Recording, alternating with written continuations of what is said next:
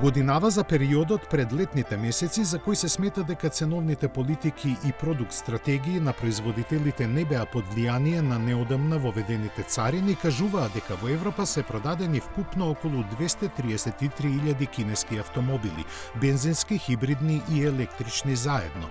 Или поинаку изразено, само 2,9% од целокупниот пазар.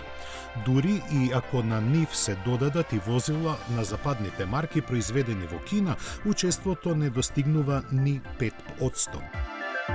Анализата на податоците за продажба по марки покажува дека меѓу кинеските MG апсолутно доминира, благодарение на своето долгогодишно и плански добро осмислено присуство на европскиот пазар. Во наведениот период има пласирано 149.000 возила.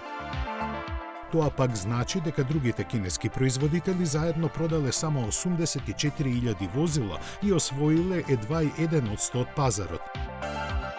Тие пак безмалку рамноправно се поделени помеѓу BYD, Geely без Volvo, италијанскиот DR, кој под своите ознаки продава возила на разни производители и сите други останати заедно, вкупно околу 10 марки.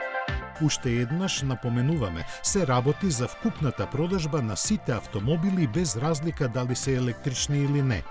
Брзиот поглед пак на продажбата по модели за првите 7 месеци во 2024 година покажува дека за европските купувачи најпопуларни автомобили произведени во Кина се Tesla Model 3, Volvo EX30, MG4, ZS и HS.